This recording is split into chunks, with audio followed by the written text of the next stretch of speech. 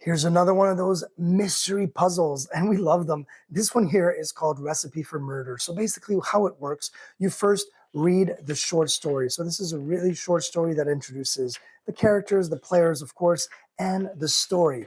And as you get into the story, there is also the solution. You don't want to read the solution, of course, right away. Once you've read the story and get accustomed to everything that's going on, you will need to assemble the puzzle. This is 1,000 pieces puzzle. It's ages 15 and up because it is quite a little bit harder. And of course, it deals with a little bit more mature subjects. But at the end of the day, this 1,000 piece puzzle will reveal some clues and hints for you to solve the recipe for murder. So it's really, really cool. It's a lot of fun. You can spend a whole afternoon doing this. You can do this by yourself or with someone else as well. Of course, you can share the fun. Highly recommend these little jigsaw puzzle, but the mystery jigsaw puzzles. They're cool.